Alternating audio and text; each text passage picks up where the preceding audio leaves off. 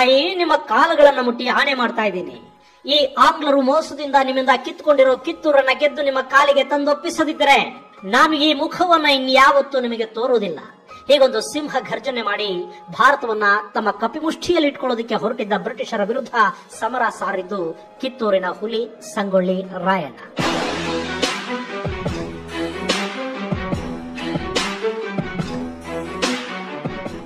ಸ್ನೇಹಿತರೆ, ಸಾಕಷ್ಟು ದಿನಗಳಿಂದ ಸಾಕಷ್ಟು ವೀಕ್ಷಕರು ಸಂಗೊಳ್ಳಿ ರಾಯಣ್ಣನ ಬಗ್ಗೆ ಒಂದು ವಿಡಿಯೋ ಮಾಡಿ ಅಂತ ಕೇಳ್ತಾ ಇದ್ದೀರಿ. ರಾಯಣ್ಣನ ಕಥೆ ಸುಖ ಸುಮ್ಮನೆ ಒಂದಷ್ಟು ನಿಮಿಷಗಳಲ್ಲಿ ಹೇಳಿ ಮುಗಿಸೋ ಥರದ್ದಲ್ಲ. ರಾಯಣ್ಣನನ್ನ ನೆನೆಯುವಾಗ ರಾಣಿ ಚೆನ್ನಮ್ಮರನ್ನ ಮರೆಯೋ ಹಾಗಿಲ್ಲ, ಕಿತ್ತೂರಿನ ಕಲಿಗಳ ಸಾಹಸ ಗಾಥೆಯನ್ನ ಬಿಡೋ ಹಾಗೂ ಇಲ್ಲ. ಹೀಗಾಗಿನೇ ಅದೊಂದು ದೀರ್ಘ ಸಂಚಿಕೆಯಾಗತ್ತೆ. ಅಲ್ಲದೆ ಕಿತ್ತೂರಿಗೆ ಬರದೆ ಕಿತ್ತೂರಿನ ಹಿರಿಮೆಯನ್ನ ಹೇಳೋದು ಅಷ್ಟು ಚಂದ ಕಾಣೋದಿಲ್ಲ ಅನ್ನೋ ಕಾರಣಕ್ಕಾಗಿ ಈ ಮಾಹಿತಿಯನ್ನು ಮುಂದೆ ಯಾವತ್ತಾದ್ರೂ ನಿಮಗೆ ಹೇಳೋಣ ಅಂತ ಕಾಯ್ತಾ ಇದ್ದೆ. ಆದ್ರೆ ವೀಕ್ಷಕರ ಒತ್ತಾಯದ ಮೇರೆಗೆ ಸಂಗೊಳ್ಳಿ ರಾಯಣ್ಣನ ಬಗ್ಗೆ ಒಂದು ಕಿರು ಪರಿಚಯವನ್ನ ನಾನಿಲ್ಲಿ ಮಾಡೋದಕ್ಕೆ ಹೊರಟಿದ್ದೀನಿ. ಕಿತ್ತೂರಿನ ಇತಿಹಾಸದ ಸಂಚಿಕೆಗಳನ್ನ ಮಾಡುವಾಗ ಅಲ್ಲಿನ ಪ್ರತಿಯೊಬ್ಬ ವೀರನ ಸಾಹಸ ಗಾಥೆಯನ್ನು ಕೂಡ ನಿಮ್ಮ ಮುಂದಿಡ್ತೀನಿ.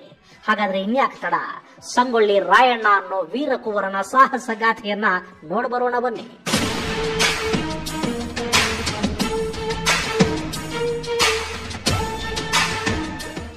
ಸಂಗೊಳ್ಳಿ ರಾಯಣ್ಣ ಅವನ ಹೆಸರು ಕೇಳಿದ್ರು ಸಾಕು ಅವತ್ತಿಗೆ ಪರಂಗಿಗಳ ಎದೆ ನಡುಗುತ್ತಾ ಇತ್ತು. ಯಾವಾಗ, ಹೇಗೆ, ಎಲ್ಲಿಂದ ಬಂದು ದಾಳಿ ಮಾಡ್ತಾನೋ ಅನ್ನೋ ಭಯ. ಕಿತ್ತೂರಿನ ರಾಣಿ ಚೆನ್ನಮ್ಮರನ್ನ ಬಂಧಿಸಿದ್ರೂ ಕೂಡ ರಾಯಣ್ಣನ ಬಂಧನ ಆಗುವವರೆಗೆ ಬ್ರಿಟಿಷರಿಗೆ ನಿದ್ದೆ ಬರ್ತಾ ಇರಲಿಲ್ಲ. ಹಾಗಿತ್ತು ರಾಯಣ್ಣನ ಅಬ್ಬರ. ಸ್ನೇಹಿತರೆ, ಸಂಗೊಳ್ಳಿ ರಾಯಣ್ಣ ಹುಟ್ಟಿದ್ದು ಆಗಸ್ಟ್ 15, 1796ರಲ್ಲಿ. ಸಂಗೊಳ್ಳಿಯ ಭರಮಪ್ಪ ಮತ್ತು ಕೆಂಚೋಬ ದಂಪತಿಯ ಎರಡನೇ ಮಗನಾಗಿ ಜನಿಸಿದ್ದ ರಾಯಣ್ಣ ಗಂಡು ಮೆಟ್ಟಿನ ನಾಡಿನ ಕಲಿಗಳಲ್ಲಿ ಒಬ್ಬನಾಗ್ತಾನೆ ಅಂತ ಯಾರೂ ಕೂಡ ಊಹೆನೂ ಮಾಡಿರಲಿಲ್ಲ. ರಾಯಣ್ಣ ತನ್ನ ತಂದೆ ಭರಮಪ್ಪನ ಶೌರ್ಯಗಳನ್ನ ನೋಡುತ್ತಲೇ ಬೆಳೆದ. ಭರಮಪ್ಪ ಕಿತ್ತೂರಿನ ಜನಕ್ಕೆ ಕಾಟ ಕೊಡ್ತಿದ್ದ ಹೆಬ್ಬುಲಿಯನ್ನ ತನ್ನ ಕಿರುಗತ್ತಿಯಿಂದಲೇ ಮುಗಿಸಿದ್ದ ವೀರ. ಅವನ ಆ ಶೌರ್ಯ ಕಿತ್ತೂರಿನ ದೊರೆ ಮಲ್ಲಸರ್ಜನಿಗೆ ತುಂಬಾ ಇಷ್ಟ ಆಗಿತ್ತು. ಹೀಗಾಗಿ ಕಿತ್ತೂರು ಸೈನ್ಯದಲ್ಲಿ ಭರಮಪ್ಪನಿಗೆ ಸೂಕ್ತ ಸ್ಥಾನ ಸಿಕ್ತು. ಇನ್ನು ರಾಯಣ್ಣನ ತಾತ ಆಯುರ್ವೇದ ಪಂಡಿತ. ಹೀಗೆ ತನ್ನ ತಂದೆ ಮತ್ತು ತಾತನ ಮಾರ್ಗದರ್ಶನದಲ್ಲಿ ನಡೆದ ರಾಯಣ್ಣ ಮುಂದೊಂದಿನ ಕಿತ್ತೂರಿನ ವೀರ ಸೇನಾನಿಯಾದ. ಚಿಕ್ಕಂದಿನಿಂದಲೇ ಸಂಗೊಳ್ಳಿಯ ಗರಡಿ ಮನೆಯಲ್ಲಿ ಪಳಗಿದ ರಾಯಣ್ಣ ಕತ್ತಿ ವರಸೆ, ಕುದುರೆ ಸವಾರಿ, ಬಿಲ್ವಿದ್ಯೆ ಹಾಗೂ ಮಲ್ಲ ಯುದ್ಧಗಳಲ್ಲಿ ಪರಿಣತಿಯನ್ನ ಪಡೆದಿದ್ದ. ಹೀಗಾಗಿ ರಾಯಣ್ಣ ಎಂಥ ಕಠಿಣ ಸಂದರ್ಭದಲ್ಲೂ ಎದೆಗುಂದದೆ ಹೋರಾಟ ನಡೆಸುವ ದೈಹಿಕ ಹಾಗೂ ಆತ್ಮಶಕ್ತಿಯನ್ನ ಹೊಂದಿದ್ದ.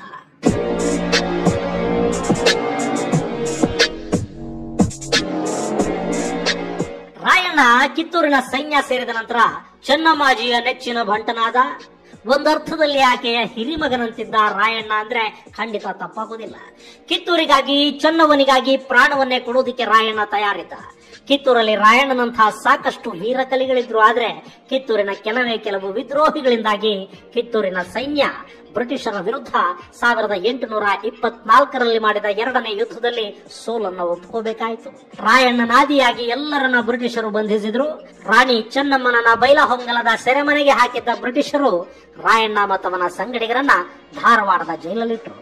ಕೆಲವೇ ತಿಂಗಳ ನಂತರ ರಾಜವಂಶಸ್ಥರನ್ನ ಹೊರತುಪಡಿಸಿ ಬೇರೆಲ್ಲರನ್ನ ಬಿಡುಗಡೆ ಮಾಡಲಾಯಿತು.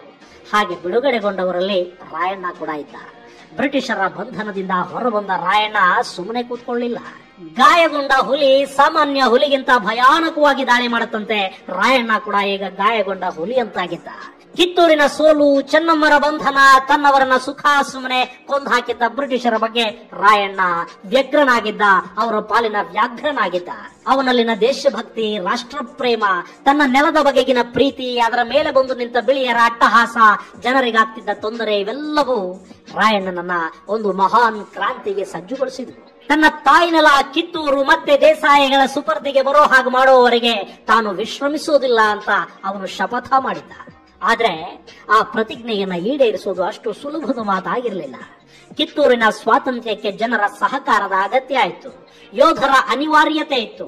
ಎಲ್ಲದಕ್ಕಿಂತ ಹೆಚ್ಚಾಗಿ ಆ ಕಾರ್ಯಕ್ಕೆ ಹಣಕಾಸಿನ ಸಹಾಯ ಬೇಕಾಗಿತ್ತು. ಇದೆಲ್ಲವನ್ನ ಮನಗಂಡ ರಾಯಣ್ಣ ಮೊದಲು ಕಿತ್ತೂರು ರಾಣಿಯ ಆಶೀರ್ವಾದ ಪಡಿಬೇಕು ಅಂತ ನಿರ್ಧಾರ ಮಾಡ್ತಾನೆ. ಬೈಲಹೊಂಗಲದ ಕಾರಾಗೃಹಕ್ಕೆ ಸಾಧುವಿನ ವೇಷದಲ್ಲಿ ಬಂದು ಚೆನ್ನಮ್ಮನ ಮುಂದೆ ನಿಂತ್ಕೋತಾನೆ. ಆಕೆಗೆ ತನ್ನ ಪ್ರತಿಜ್ಞೆಯನ್ನ ತಿಳಿಸಿದ ರಾಯಣ್ಣನ ಮಾತುಗಳನ್ನ ಕೇಳಿದ ಚೆನ್ನಮ್ಮ ಕಿತ್ತೂರಿನ ಸ್ವಾತಂತ್ರ್ಯದ ಕನಸು ಕಾಣತೊಡಗಿದ್ಲು. ಆ ಕಾರ್ಯಕ್ಕಾಗಿ ತನ್ನಲ್ಲಿದ್ದ ಒಡವೆಗಳನ್ನ ರಾಯಣ್ಣನಿಗೆ ಕೊಟ್ಟು ಜಯಶಾಲಿಯಾಗುವಂತ ಆಶೀರ್ವಾದನೂ ಮಾಡಿದ್ಲು.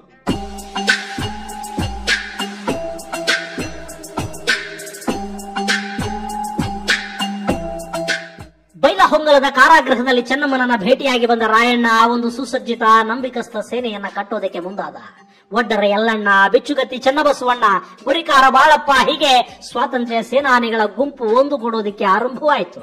ಅಲ್ಲಿಂದ ಬ್ರಿಟಿಷರ ವಿರುದ್ಧ ಆರಂಭವಾಯಿತು ರಾಯಣ್ಣನ ಯುದ್ಧ.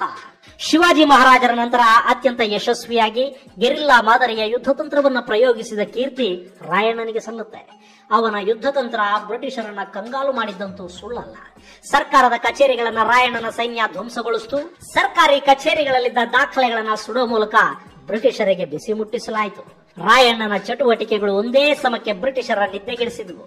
ರಾಯಣ್ಣನನ್ನ ಬಂಧಿಸುವಂತೆ ಬ್ರಿಟಿಷ್ ಸರ್ಕಾರ ಆದೇಶ ಕೊಡಿತು. ಅವನ ಬಂಧನ ಕಾರ್ಯಕ್ಕೆ ಧಾರವಾಡದ ಕಲೆಕ್ಟರ್ ಮೇಜರ್ ದಾಸ್ ನಿಯುಕ್ತನಾದ.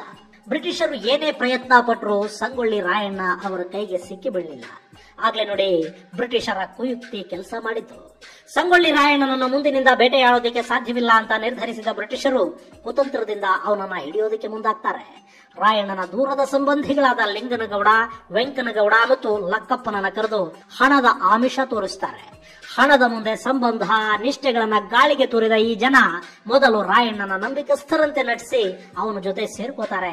ಬ್ರಿಟಿಷರ ವಿರುದ್ಧ ನಡೆದ ಗೆರಿಲ್ಲಾ ಯುದ್ಧಗಳಲ್ಲಿ ಭಾಗವಹಿಸಿ ರಾಯಣ್ಣನ ನಂಬಿಕೆಯನ್ನ ಮತ್ತಷ್ಟು ಹೆಚ್ಚಿಸ್ಕೋತಾರೆ. ಆದ್ರೆ ಅದೊಂದು ಕೆಟ್ಟ ಗಳಿಗೆ ರಾಯಣ್ಣನ ಪಾಲಿಗೆ ಕಾಯ್ತಾ ಇತ್ತು. ಧಾರವಾಡ ಜಿಲ್ಲೆಯ ಅಳ್ನಾವರದ ಕಾಡಲ್ಲಿ ರಾಯಣ್ಣ ಮತ್ತು ಸಂಗಡಿಗರಿದ್ದ ಸುದ್ದಿಯನ್ನ ಲಕ್ಕಪ್ಪ ಬ್ರಿಟಿಷ್ ನೌಕರನಾಗಿದ್ದ ಅಮಲ್ದಾರ್ ಕೃಷ್ಣರಾಯನಿಗೆ ಮುಟ್ಟಿಸಿದ. ತಕ್ಷಣ ಬ್ರಿಟಿಷ್ ಪಡೆ ಅಳ್ನಾವರದ ಕಾಡಿನತ್ತ ಹೊರಟು ಬಿಡಿತು. ಅದು ಏಪ್ರಿಲ್ 8, 1830. ಅಳ್ನಾವರ ಕಾಡಿನ ಡೋರಿಹಳ್ಳದಲ್ಲಿ ರಾಯಣ್ಣ ಈಜಾಡ್ತಿದ್ದಾಗ ಬ್ರಿಟಿಷ್ ಸೈನ್ಯ ಅವನನ್ನ ಸುತ್ತುವರಿತು. ನಿಶಸ್ತ್ರನಾಗಿದ್ದ ರಾಯಣ್ಣ ಅವತ್ತು ಬ್ರಿಟಿಷರಿಗೆ ಸೆರೆ ಸಿಕ್ಕಿದ್ದ. ಯಾವಾಗಲೂ ಅವನ ಕೈಲಿರ್ತಾ ಇದ್ದ ಕತ್ತಿ ಕೂಡ ಅವತ್ತವನ ಬಳಿ ಇರಲಿಲ್ಲ. ನೀರಲ್ಲಿದ್ರೂ ಕೂಡ ಕತ್ತಿಯನ್ನ ಬಾಯಲ್ಲಿ ಕಚ್ಚಿಕೊಂಡು ಈಜಾಡ್ತಿದ್ದ ರಾಯಣ್ಣ ಅವತ್ತು ತನ್ನ ಕತ್ತಿಯನ್ನ ದ್ರೋಹಿ ಲಕ್ಕಪ್ಪನ ಕೈಗಿಟ್ಟು ನೀರಿಗಿಳಿದಿದ್ದ. ಹಾಗಾಗಿ ಅವನನ್ನ ಬ್ರಿಟಿಷರು ಸುಲಭವಾಗಿ ಸೆರೆ ಹಿಡಿಯೋದಕ್ಕೆ ಸಾಧ್ಯವಾಯಿತು. ಇಲ್ಲದೆ ಇದ್ದಿದ್ರೆ ಅವತ್ತು ಕೂಡ ರಾಯಣ್ಣ ಅಲ್ಲೊಂದಷ್ಟು ಜನರ ಮಾರಣ ಹೋಮವನ್ನ ನಡೆಸ್ತಾ ಇದ್ದಿದ್ದಂತೂ ಸುಳ್ಳಲ್ಲ. ಅಂತೂ ಇಂತೂ ಅಲ್ಲಿ ಬ್ರಿಟಿಷರು ಅಂದುಕೊಂಡ ಹಾಗೆ ಎಲ್ಲ ನಡೆದಿತ್ತು. ರಾಯಣ್ಣ ಕುತಂತ್ರಕ್ಕೆ ಬಲಿಯಾಗಿದ್ದ. ಬ್ರಿಟಿಷರು ಕಿತ್ತೂರಿನ ಹುಲಿಯನ್ನ ಬೇಟೆಯಾಡೋದಕ್ಕಾಗದೆ ಅದನ್ನ ಮೋಸದಿಂದ ಸೆರೆ ಹಿಡಿದಿದ್ರು. ರಾಯಣ್ಣನನ್ನ ಮತ್ತೆ ಜೈಲಿಗೆ ತಳ್ಳಲಾಯಿತು. ಈ ವೇಳೆ ವಿಚಾರಣೆಯ ನಾಟಕವಾಡಿದ ಬ್ರಿಟಿಷರು ರಾಯಣ್ಣನನ್ನ ತಪ್ಪಿತಸ್ಥ ಅಂತ ತೀರ್ಮಾನಿಸಿ ಅವನಿಗೆ ಶಿಕ್ಷೆಯನ್ನು ಕೂಡ ವಿಧಿಸಿ ಬಿಟ್ರು. ಈ ಹಂತದಲ್ಲೇ ರಾಯಣ್ಣ ತನ್ನನ್ನ ನಂದಗಡದಲ್ಲಿರೋ ಆಲದ ಮರಕ್ಕೆ ನೇಣು ಹಾಕುವಂತೆ ಕೇಳ್ಕೊತಾನೆ. ಅವನ ಆಸೆಯಂತೆ ಬ್ರಿಟಿಷರು ಸಂಗೊಳ್ಳಿ ರಾಯಣ್ಣನನ್ನ ನಂದಗಡದ ಆಲದ ಮರಕ್ಕೆ ಸಾರ್ವಜನಿಕವಾಗಿ ನೇಣು ಹಾಕಿದ್ರು. ಆದ್ರೆ ಅಲ್ಲಿ ರಾಯಣ್ಣನ ಆ ಇಚ್ಛೆಗೆ ಕಾರಣ ಏನು ಅನ್ನೋದನ್ನ ಬ್ರಿಟಿಷರು ಅರ್ಥ ಮಾಡ್ಕೊಂಡಿದ್ದು ಇದೆಲ್ಲ ಆದ್ಮೇಲೆನೆ. ರಾಯಣ್ಣ ನೇಡಿಗೆ ಕೊರಳೊಡ್ಡುವ ಮುನ್ನ ತಾನು ಮತ್ತೆ ಮತ್ತೆ ಈ ಭೂಮಿಯಲ್ಲಿ ಹುಟ್ಟಿ ಬರ್ತೀನಿ ಅಂತ ಹೇಳಿದ. ಈ ಪುಣ್ಯ ಭೂಮಿಯಿಂದ ಬ್ರಿಟಿಷರನ್ನ ಹೊಡೆದೋಡಿಸ್ತೀನಿ ಅಂತ ಮತ್ತೆ ಪ್ರತಿಜ್ಞೆ ಮಾಡ್ದ. ಒಬ್ಬ ರಾಯಣ್ಣ ಸತ್ರೇನಂತೆ ಈ ದೇಶದ ಪ್ರತಿ ಮನೆಯಲ್ಲೂ ರಾಯಣ್ಣಗಳು ಹುಟ್ಟಲಿ ಅಂತ ಹೇಳ್ದ.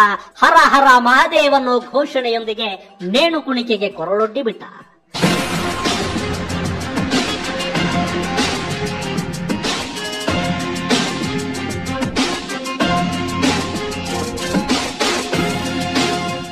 ಸ್ನೇಹಿತರೆ, ಹೀಗೆ ಹೇಳೋ ಮೂಲಕ ಸುತ್ತಮುತ್ತಲ ಹಳ್ಳಿಯ ಜನರಲ್ಲಿ ಬ್ರಿಟಿಷರ ವಿರುದ್ಧ ಹೋರಾಟದ ಮನೋಭಾವವನ್ನು ಉಂಟು ಮಾಡೋದು ರಾಯಣ್ಣನ ಅಭಿಲಾಷೆಯಾಗಿತ್ತು. ಅದರಲ್ಲಿ ಅವನು ಯಶಸ್ವಿ ಕೂಡ ಆದ. ಗೆಳೆಯರೇ, ರಾಯಣ್ಣನ ಕಥೆಯನ್ನ ಇಷ್ಟು ಸಂಕ್ಷಿಪ್ತವಾಗಿ ಹೇಳೋದು ನಿಜಕ್ಕೂ ಸರಿಯಲ್ಲ. ಕಿತ್ತೂರಿನ ಇತಿಹಾಸವನ್ನ ಹೇಳುವಾಗ ರಾಯಣ್ಣನ ನೆಲದಲ್ಲಿ ಚೆನ್ನವನ ಸಂಸ್ಥಾನದಲ್ಲಿ ನಿಂತು ಅಲ್ಲಿನ ಪ್ರತಿಯೊಂದು ವಿಚಾರವನ್ನ ಕೂಡ ನಿಮ್ಮ ಮುಂದಿಡ್ತೀನಿ. ಈ ರಾಯಣ್ಣ ಕೇವಲ ಕಿತ್ತೂರಿನ ಹುಲಿ ಮಾತ್ರ ಅಲ್ಲ, ಅವನು ಇಡೀ ಭಾರತದ ಹುಲಿ. ಅವನು ಕನ್ನಡಿಗರ ಹೆಮ್ಮೆ, ಅವನು ಭಾರತದ ಆಸ್ತಿ. ಈ ಮಣ್ಣಿನ ಸ್ವಾತಂತ್ರ್ಯಕ್ಕಾಗಿ ಹೋರಾಡಿದ, ಅದಕ್ಕಾಗಿ ಜೀವ ತೆತ್ತ ರಾಯಣ್ಣನ ಬದುಕು ನಮ್ಮೆಲ್ಲರಿಗೂ ಆದರ್ಶ ಆಗಬೇಕು. ಹಾಗೇನೆ ರಾಯಣ್ಣನಂಥ ಮಹಾವೀರರ ಹೆಸರುಗಳು ರಾಜಕೀಯ ಕಾರಣಗಳಿಗಾಗಿ ಬಳಕೆಯಾಗಬಾರದು, ವಿವಾದದ ಕೇಂದ್ರಗಳಾಗಬಾರದು ಅಂತ ಬಯಸ್ತಾ ಈ ವಿಷಯನ ಇಲ್ಲಿಗೆ ಮುಗಿಸ್ತೀನಿ. ಮುಂದಿನ ವಿಡಿಯೋದಲ್ಲಿ ಮತ್ತೊಂದು ವಿಶೇಷವನ್ನ ನಿಮ್ಮ ಮುಂದಿಡ್ತೀನಿ. ಅಲ್ಲಿವರೆಗೆ ಜೈ ಹಿಂದ್, ಜೈ ಕರ್ನಾಟಕ.